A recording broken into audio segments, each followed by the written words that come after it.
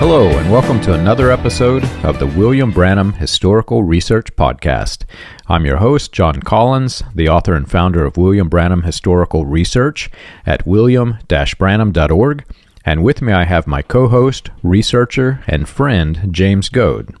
And together, we're examining the very weird things that preachers say, the history behind what they say, and how it traces back through time through the latter-rain healing revivals. James, I'm a little bit excited about today. If you can't tell from my office here, I'm really big into music. And we needed a fun episode after all of the weird histories we've been getting into and all of the historical podcasts. I just needed something fun to take my mind off of it for a while. And one of the listeners to our show sent us in a request that, why don't we do an episode on the weird songs that people play in the churches? And I got to thinking about it. When I was in the message cult, there were some weird songs. I'm not going to lie. There were. I wish I had a list of all the weird ones we had in there. There were some very weird ones, but there were also some themes that just, you know, when you're in any religion and you get into the spirit of worship and the music, a lot of times your mind just kind of shuts off and you don't really think about the words themselves and what they say and what they mean. And whenever I left the religion, when I left the family business, I started re-examining not only the doctrines in the sermons and, you know, new sermons from new pastors, but also the music, because there was some very, very wrong theology in the music itself. And the example that I always use is there were several songs talking about when we die and go to heaven, we'll sit on a cloud and play a harp. Well, that's not the way it works, man. And even if it was, who wants to go there? You know, right. You're not going to want to sit up there and play a harp the rest of your life. Well, there's just some weird, because people who were writing it, they just needed words to rhyme, and so they stuck it together, and you really don't think about it, but that's a off-the-wall bad example. But there are some examples where people have written songs and they've based it on really, really wrong theology. One of the groups that my favorite music growing up and even long after leaving the cult was Southern gospel music. My favorite band was the Inspirations Quartet. And there are photographs, I don't know if I can find them, but the Inspirations Quartet traveled with a lot of the Latter Rain guys, and you can find photographs of them like singing with Oral Roberts. You know, they were deeply embedded. Well, what's interesting is the theology of their music, the theology that they were listening to in these sermons, kind of flowed into their music. And I'll never forget, we were in a message cult church listening to the prophet of Malachi 4, which we believed was William Branham. And then I hear this inspiration song singing about the latter rain has already begun, and he sent our prophets to the land. And I was thinking, I wonder if they're talking about William Branham. Years later, after all of this research, I realized, wait a minute, they actually were. Oh man, that's crazy to think that there's there's so many people that have been influenced by this, and so it shouldn't be too shocking, I guess, that you do see those things that do pop up. But there's been like you said, there's so many different songs that we could take a look at and different things, because it does. The people get under the inspiration of the movement, and they want to start making music that speaks to them and the movement that they're in, and so some of the things they come up with when you're in these strange groups, the music that is a result of that can get even stranger. So let's take a look at this first one and see what we think about that. He sent us a prophet to hear and obey. The very voice of God when we press play. It It's not complicated. Believe and obey.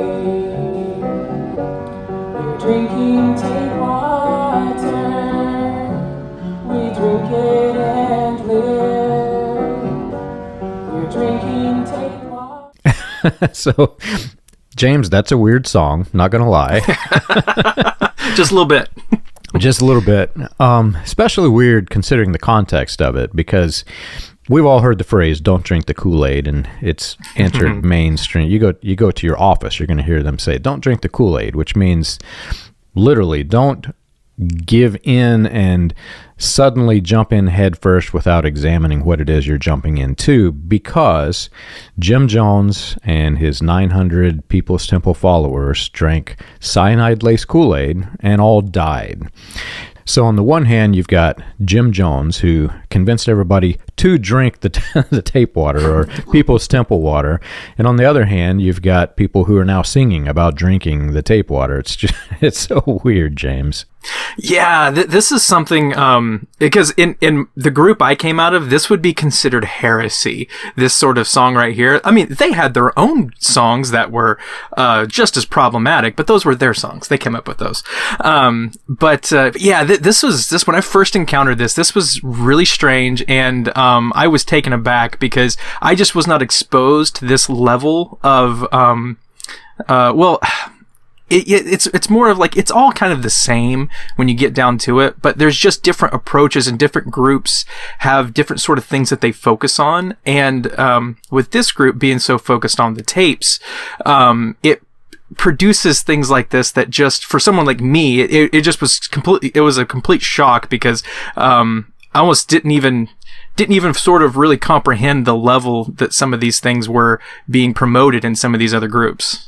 Yeah, there's some key phrases in this. The person, now we're not picking on the person who's singing, or, even the songwriter. These people are programmed to believe like this, and that's the way that they believe. We're not picking on them. They are a result of the bigger problem here. And if you examine this song, this is literally a song about being in mind control. It says, the very voice of God when we press play. Well, they're referring to a recorded sermon. They're recording to the same sermons that I listened to from, we had access to 1947 to 1965 of our prophet guy. And they're saying that in the song, they're saying that the very voice of God when we press play. They're saying that the speaker, the human, the man, who was in this case William Branham, was the voice of God, which, take it all through latter rain. You've got Voice of God Recordings, which publishes Branham's sermons, so they're saying he's voice of God. You've got Spoken Word Publications, which prints the sermons, and it's the spoken word replacing the Bible. On Kenneth Hagin's side, you've got Rima, which means the spoken word. So these people are saying this is God that you're listening to. And where it gets really, really problematic, it says believe and obey. So they are, not only does the song display the mind control of believing that this human is a God, it's also saying that we have to believe and obey everything the human says because he's God. Yeah, it really, when you really break it down and examine what's being said, because, and like you said, not going after the people who are singing and writing these songs, because a lot of these people are extremely talented. They've got beautiful voices, and, so I mean, and going after them is not the goal, but is to examine the content of what's being said and sung in some of these instances. But yeah, it really is troublesome, especially when you examine some of the other fallout around Branham's movement. You've got Jim Jones and others who, and even things more recently, and how far people have pushed these sorts of movements and some of the bad ways they go and some of the programming. And you hear the programming coming across in some of these lyrics, and it makes you go like, okay, whoa, that's a little too far. Yeah. And especially, there's a phrase in there, please don't drink it and die. It's almost as though the author of the song, whoever's the songwriter, had some sort of cognitive dissonance going on. They realized that, wait a minute, this is very much like drinking Kool-Aid in Jonestown, Guyana. So it's really, really strange that this not only made it into the lyrics of a song, but James, this was a church service that this was played in. This was in front of an entire audience of people who were listening literally to this person come on stage and say that this human being that is now dead and is in the grave was God on the earth. Yeah, and what's so mind-blowing about it, because I heard similar songs in my time in some of these groups, and you're literally lifting up the person of the cult leader, in this case William Branham, to such a high level where he's either on par with God or he surpasses God in whatever context you're looking at in some of these situations. But it's like, at the same time, you're telling yourself, well, this is just normal. But in fact, for the outside person in a normal situation would look at that and be like, that's not normal. You're singing about a man in a religious context, and all the while in some of these groups say, well, we don't worship the man. The man is just the messenger. He just brought the thing. But then the act of singing about the prophet brings you so much joy and makes you feel spiritual. It really is very backwards when you examine it from that way. Yeah. And I mean, none of it's normal, man. We're drinking tape water. I mean, this is not your common phrase in the English language. You know what I mean? I'm drinking tap water, but it's in this nice bottle. It's so weird, man. And what's ironic about this?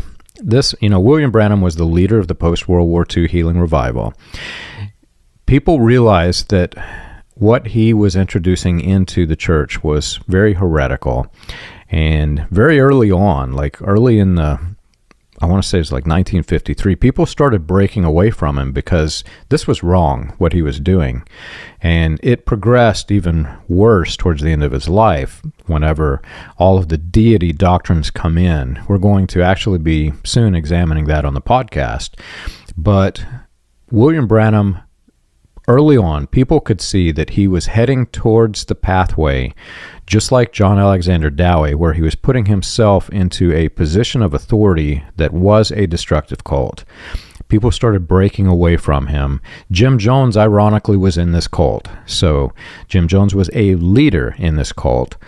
So the irony is just, it's mind-boggling. But what happened once the deity framework was established and William Branham started generating what became the deity cult, which is this weird group within the message? What happened is you had all of these groups that began to splinter, and then they kind of played tug of war with each other. Some said Branham was the deity. Others, there were numerous cults that were created from latter rain. Other latter rain prophets and apostles and ministers were deified in this weird thing that became the results of the latter rain movement, which was this wide variety of cults. Yeah, and there's so many groups that, as you examine how they splintered after Branham's death, and the ways that they sort of gathered groups around them and tried to have their own interpretation and in their ways fix them. And then you had those groups went south, and then you had the newer generation of ministers come up, and they were like, well, we're fixing what they broke because we've got the true understanding. But those guys were running with Branham, and they were the closest to the source, and they got it wrong, but you're going to come in and fix it now because you've got a better understanding because you studied more and this and that, which it's funny how they can go back and look at some of those situations and say that, well, because every one of these guys just got it wrong. Every one of these guys just misinterpreted what he said and this and that. And it really, it's funny to see that, because the music that we're examining and the lyrics in them are symptomatic of what else is going on in the larger movement, because people are coming up, they're trying to cognitively digest what's being said, and they're trying to make it line up with their Bible. They're trying to do all these sorts of things, and then they come up with these songs that they sound so spiritual, but then you're injecting stuff from this guy over here and that guy over there. And yeah, it creates a concoction that is just, it's so toxic in so many ways because, there's just, because it does, it gets away from the Bible, the gospel, and it focuses it more back on the man, William Branham, and which is extremely problematic. Yeah, I know it's really, really odd. And whenever these splinter groups, they're aware that each other has chosen the pathway that they're on. In any city in the United States that I've been to where there was a concentration of believers of this thing, you'd have two churches, sometimes even in the same city, and there was no fellowship between them. They literally drew their line in the sand and said, we believe in drinking tape water. And the other group says, no, we don't. That's silly. There's this other clip here that we wanted to play that sort of illustrates that exact situation right there. So let's take a look and break it down. And Philip opened his tape player and pushed. Friends, can't you see what this evil thing does? It adds right to our scripture. And they feel no remorse. Scream, holler, shout, sing their songs about drinking tape water. Who ever heard of such a thing? Yeah, it's just so odd. When people go to these kind of churches, these are normal people. Many of them have no idea that they're in a cult. And they go to their day jobs or their, wherever they go in their normal life, and they tell people, I'm a follower of Jesus and I'm going to church on Sunday. Would you like to join me? Come to church and hear about Jesus. And many of those people who they invite are aware that they're in a cult, so they're not going to come. But those people who are aware they're in a cult have no idea that they're showing up and they're listening to songs about drinking tape water. It's just, I will never forget whenever I left the message. And again, I'm a musician. I love music. I've examined music, the musical theory, etc. When I began to process how my head had been manipulated in a cult, not just through the sermons, but also through the music, I began to realize that it was very much like the ancient mythologies, not just in the sermons, but also in the music. You had, the songs of Zeus. You had these people who were singing the praises to the ancient deity, which wasn't the Christian God, right? Well, these people live their normal, everyday lives. They go to work and they say, we're a follower of Jesus and we're going to go hear about Jesus on Sunday in church. And then they go hear a song like one of the songs I grew up with was called The Cabin's Location. And this was literally a song about the prophet William Marion Branham. There was almost zero content about Jesus. It was all about the life and times of William Branham. And there were people who would say, praise God, amen, during the song. And it was a song about this man who came and he's long dead and, he's long rotten in the grave. And I'll play a clip from the song for you, but this is just so weird. The cabin's location was near Burnsville. The name William Branham, song called in. Yeah, that one, that's another one, yet again, that took me by surprise. I'd never heard that one in my group. But yeah, singing, literally creating a song about the prophet and his journey through life and all the trials and tribulations he went through, it just further goes to deify the central figure in a religion that's not, that on the outside they say it's about Jesus, it's about God, it's not about the central figure.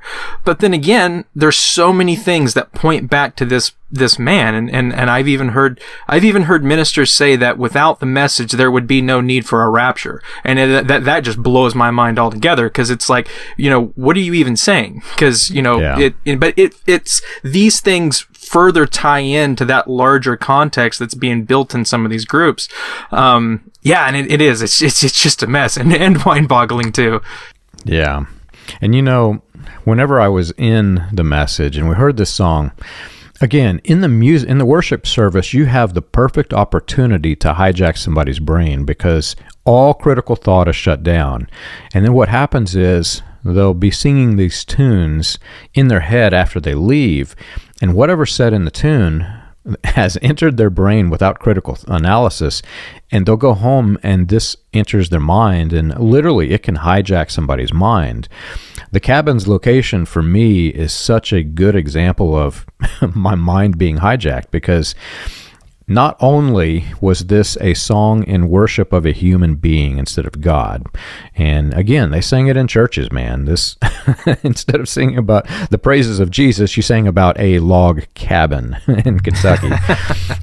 Well, whenever I began to examine just the log cabin history, William Branham, like all of the other revivalists in this weird movement, it was all about their personality, their stage persona. They weren't just selling whatever was the gimmick of the show. You know, sometimes it was divine healing, sometimes it was a rebranding of salvation of sorts. And it wasn't just that they were selling the theology, they were selling themselves.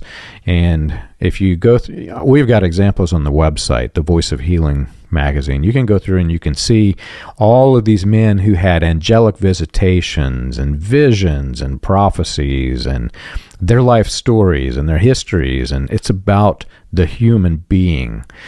And so one of the first things that I did was I started to examine, okay, who was the human being? What did I believe about this cabin's location? And all of the life stories of William Branham, which is the mythology, that it is the Zeus that they're singing about. It's the songs of Poseidon, right? Right. It was all totally fiction. Branham mentions all of the siblings who were with him in this log cabin in Kentucky, and he's even mentioning siblings who were never born in Kentucky. They were born in a nice river casino town of Jeffersonville, Indiana. But they've entered this mythology that they were in Kentucky. And again, back to the mind control. I truly believed, because the man said it, that he and his siblings were raised in the booming casino town of Jeffersonville, Indiana. I believed it. The man said it in his life story. He also said in his life story that these same siblings were in the hills of Kentucky hunting and trapping and fishing, and it's all so weird. And I never really, I listen to these tapes over and over, so I listen to the life story over and over and over again. But I will say that because of the music, it stuck with me even further. For me, the cabin was so significant because that tune, even still today, when we started thinking about songs, that's the first song come to my head, The Cabin's Location. Yeah, and I know that this is something that I've seen a lot in the groups that I was familiar with, was that music was a big part of the service. And, massive portion. I don't know if you could really calculate a percentage sometimes, because it would depend on the service. And sometimes you'd have worship services that would just go on for ages, and all these different songs that would come through. And sometimes you'd have more traditional songs, and you'd have interspersed in some of these more cultish songs. And it really does. Music can really get in there and sink its teeth in a different way than just the guy getting up and speaking sometimes. And, it's very interesting, the process, the part that it plays in the process of entrapping the mind and instilling the idea of what you're trying to get across. And it almost reminds me of that movie Inception, where they're trying to plant the idea, and they have to go so many levels deep to get the idea to stick, and it's almost like that's what's going on in some of these groups with the music. Yeah. And that song, that particular song is, from coast to coast. There were churches that had it. There are people who actually make a journey to this area. They come to Jeffersonville, to Mecca, but then they take a tour all the way down into Burkesville, because again, the song is about the cabin's location in Burkesville. And they go down and see this cabin's location. They take you in the middle of this open field where there's nothing, right? And I never will forget my surprise the first time I'm studying the history of the Voice of Healing, and I'm reading. There's another set of William Branham's life stories that are even different than the ones we had on recording that he himself wrote. And one, I'll read the quote. He said, "I was born in the state of Kentucky in a little old log cabin, had no floor, just the hard dirt, had a few rooms in it, a little kitchen off to the side. The building was made of large logs, and I remember that I used to look and I'd think this house would never come down. It's too big and strong. But friends, there's a housing project there now." Now they take you in the middle of this open field where, James, there is no housing project there. Yeah. Oh, the mythology around the cabin is something that's very interesting when you start deprogramming. It wasn't something that was extremely focused on in my group, because my group was more focused on like the later stuff, the 63, the seals, the things like that. So some of this early stuff was used sometimes in Sunday school to sort of, give you little bite-sized things that you could sort of comprehend. But later on, it just was kind of glossed over. No one ever really talked about it, as far as my experience anyways. But when you really look in and the different versions and all the things that are said and all the things that are said about the cabin and its location and the things that were happened in the cabin or didn't happen in the cabin and all these sorts of things. And you're just like, wait, how does this fit into the larger story? Because just like with many things with Branham, he said one thing here and then he said one thing over here, and then you're just like, but I thought if it's coming from his own memory, the man should be able to keep this straight. Yeah, I know. There's just so many conflicting stories. We've examined them in the podcast, but What's really sad is a lot of these conflicting stories are solidified through the music. There are people who sometimes critically think in a sermon, not as often as they should in a cult environment, but the music is one place that they really don't think about critically thinking, because you get happy and you get caught up in the complexity of the music and the instruments and the playing, and you're thinking about the musician really more than you are the song. The song just the lyrics take a sideshow to the guitars or the piano, whatever's the instrument's playing, and you really don't think about the about the theology that goes in the song. And because many of them have catchy tunes by design, that catchy tune, sometimes with really, really false theology, will enter into your head, and you'll leave the sermon with, you'll probably forget about half of what's said during the sermon, but you'll leave the church with the song just stuck in your head, and this, whatever's the false theology of the song, just goes along with that.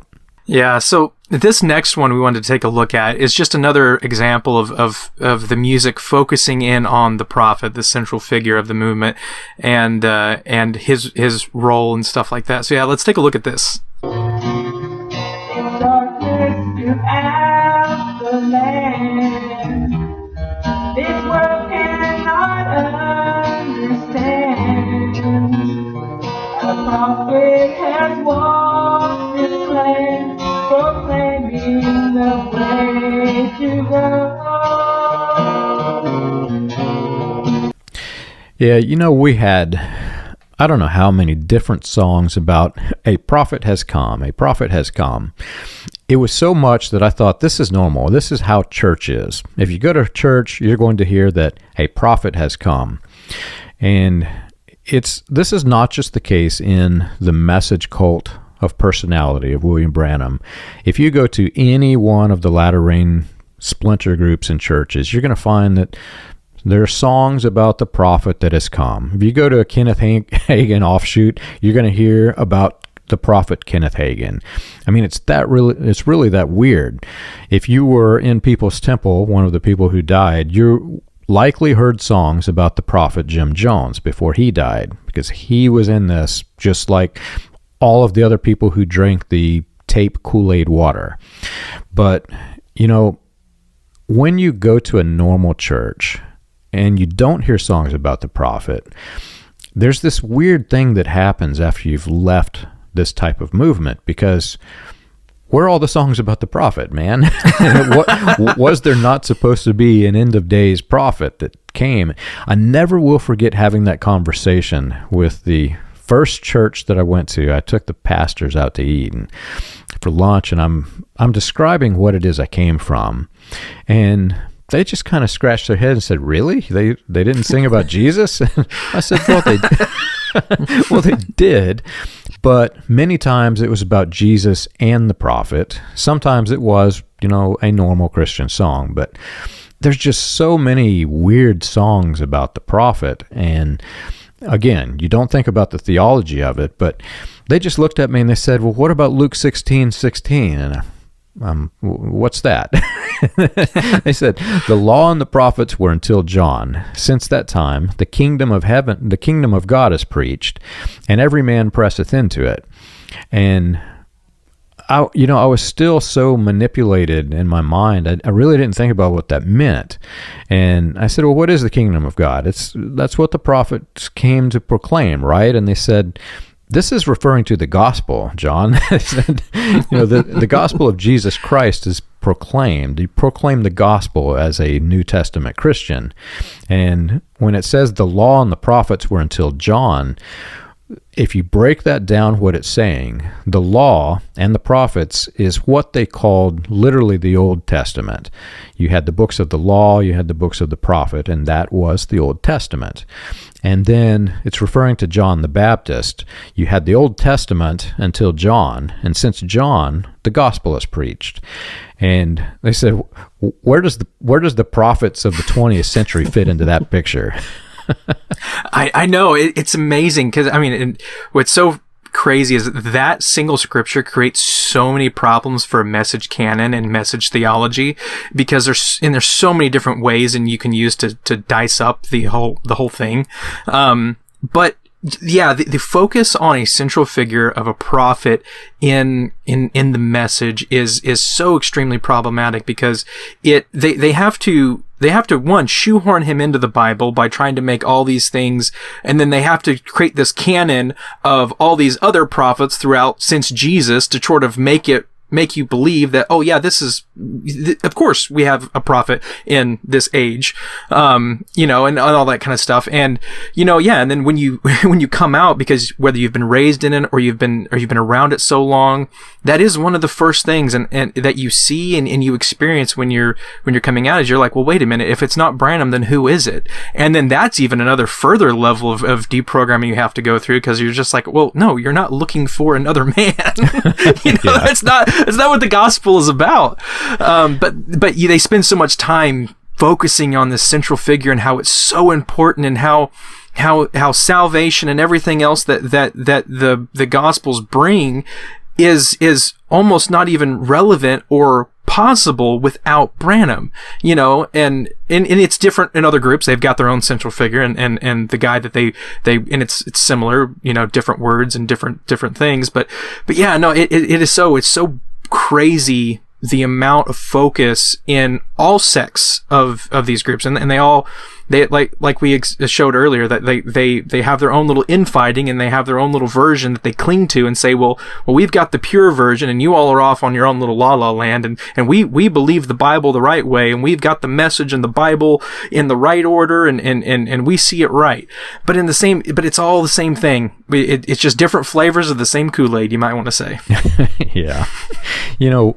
That's one of the problems really in how this weird mess has continued to survive, because every group, like you said, every group is manipulated to believe that there has to be some prophet. They fully ignore this verse from Luke 16 in the Bible. In fact, if you go search any of their sermons, you're not going to find this verse. They don't want to talk about that one.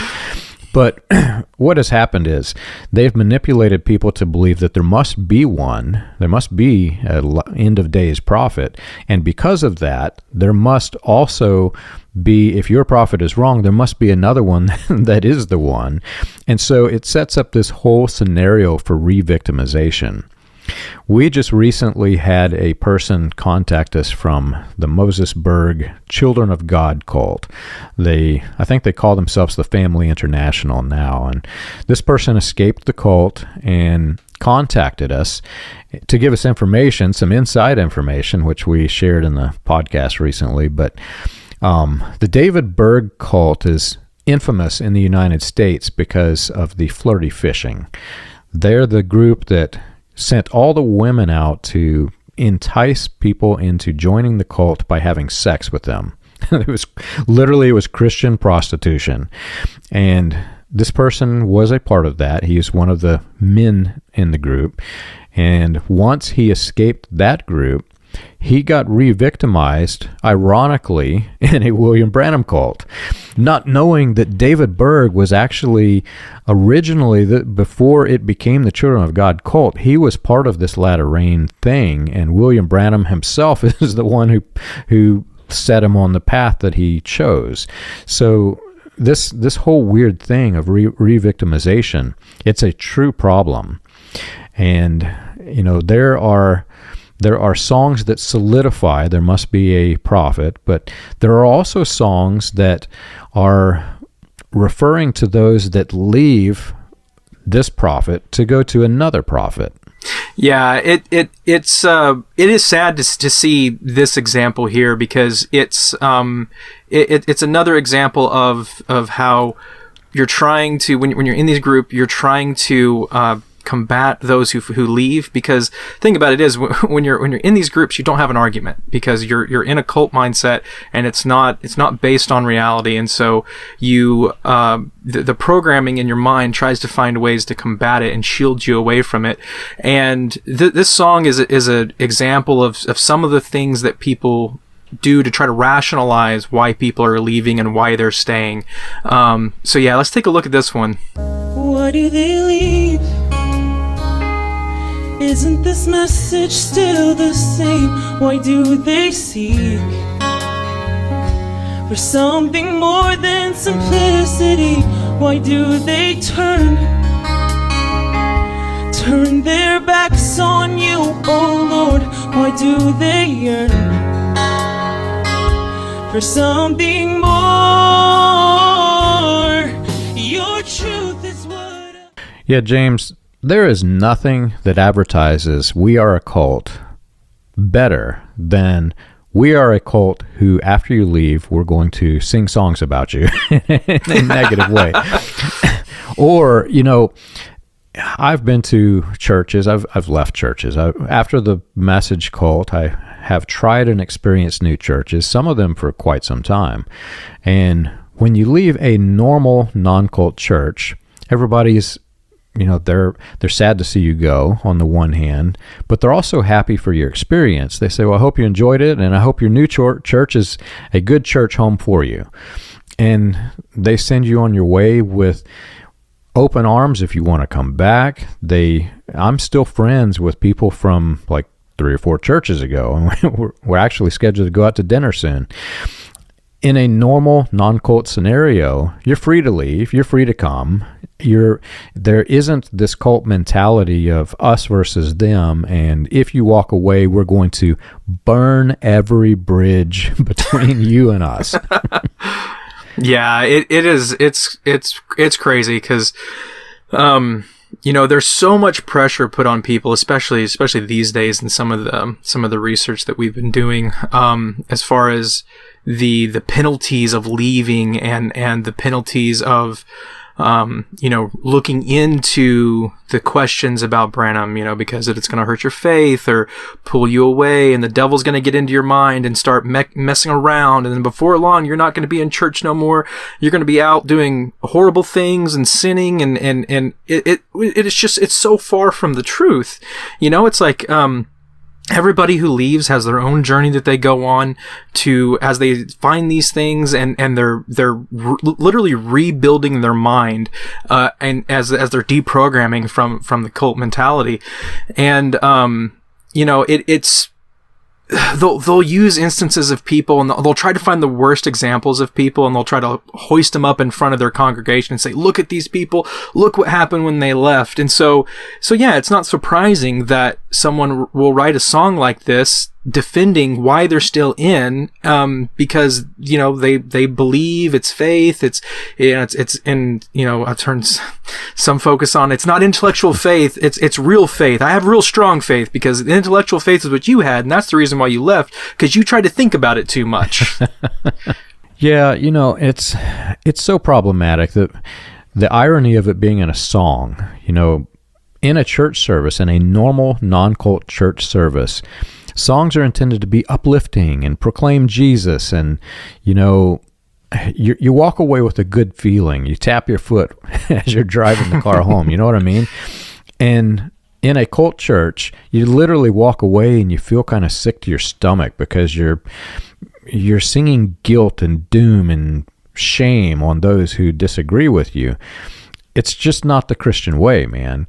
And I've been in services where people have left and the minister has spoken very negatively about them when they left. And many of us who've escaped this cult and other similar cults, they all have the same experience. If you're in a cult and somebody doesn't come back, or if they've been asked never to come back because they had a question about the theology or whatever, they try to sever contact. And it's, again, if you compare cult mentality versus Christianity, it is so far vastly different, because, you know, the Bible says, how many times should we forgive them? 70 times 7, right?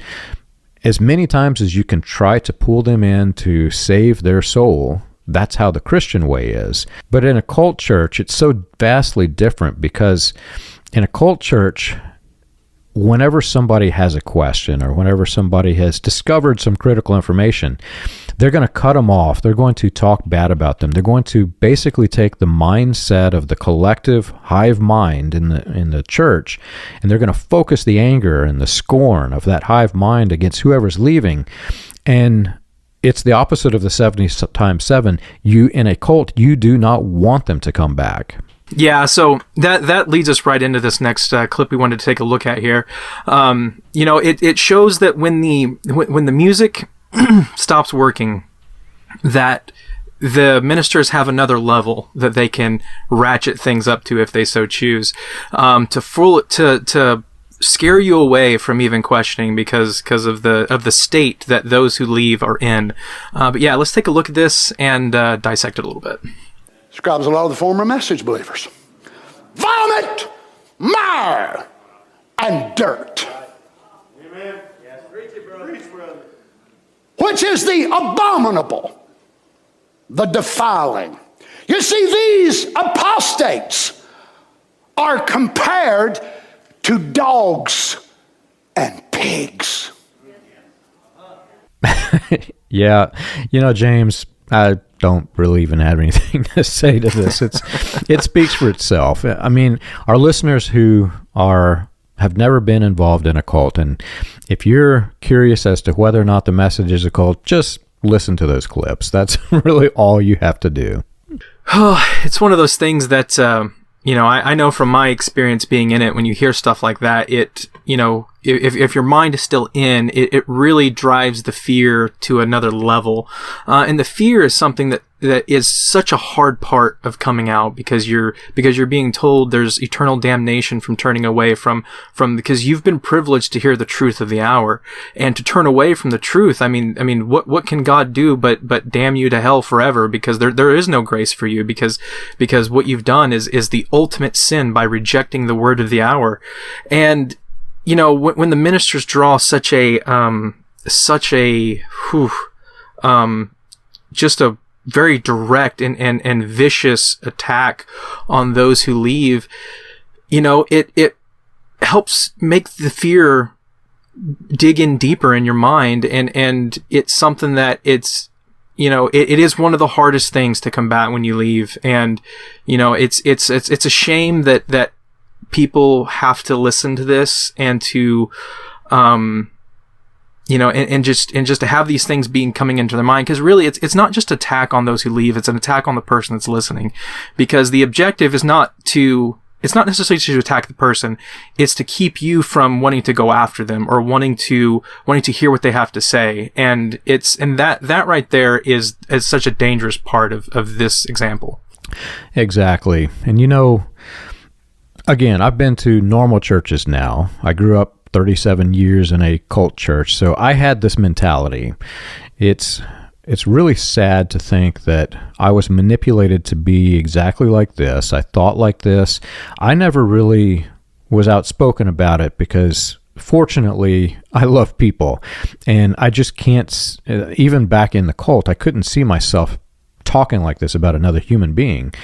But I thought like this, which is just as bad. And I fully apologize if I ever thought a bad thought about anybody who's listening, but it's just so different, because even in the Bible, if you're a reader of the Bible, you read who Jesus was hanging with, and it was the good old boys, James, the people, the drunkards.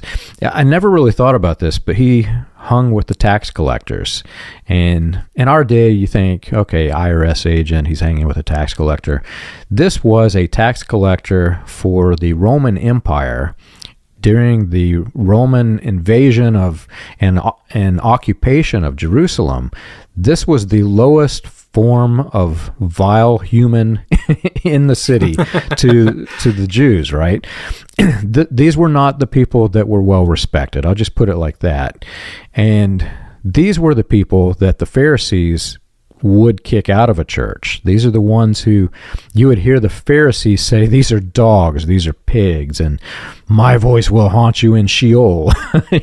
My voice will haunt you in hell. It's just so ironic, because this is the message of the Pharisees. If you were to put that mentality into Jesus Christ, who's with these people, it would be like a scripture of Jesus taking their heads and just shoving it in the mud after they've already been scorned by the rest of the city. That's what this message is. It's not Christianity by any means. And if you can't tell that from the level of scorn and the pure hatred that perfect love casts out all fear. That's one of my favorite verses in the Bible. This is a message of fear. This is a message of scorn. This is a message of cult mentality, to say it very plainly. And it's not Christianity by no means. This is the opposite of Christianity. But if you can't tell it from that, you can also look to the songs, because the people who are in this, they want to drink the tape water of this cult mentality, and it's just so sad. There's so many problems that we could examine and go over on all these things, and it's hard sometimes to have to sort of hone ourselves in and only pick a few things to go on here, but yeah, the problematic nature of going after the people and not being, and you'll hear some of these ministers talk about being salty, like the scriptures say, to draw people in. But when someone close leaves, they go scorched earth. And it's not about being salty anymore. It's not about drawing people near. It's not about drawing people in. It's about further isolating the group that they have, the people within their reach, and further indoctrinating them and encaging them in a fear to where they don't leave, or they're so afraid of questioning that some people develop medical issues because the fear is enveloped so deep down in their mind that they really struggle with this sort of thing. And I know for me personally, when I came out, the fear was real. As you're looking through the things and you're like, am I just reading John's website? Am I blaspheming the Holy Ghost? Am I going to be damned to hell forever? And it's the fear is real, and all the processes that we're examining that are being used to ensnare people's minds is real. It has real consequences, and I really feel for those who are still under the influence of this.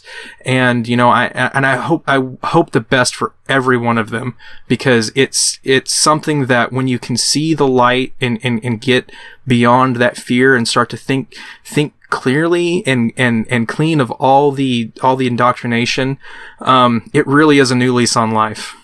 It's really this simple, James. If you're in one of these churches that is, quote unquote, drinking the tape water, you have to ask yourself, is the minister who is the shepherd of the sheep, is this a minister who loves the sheep, who loves the flock?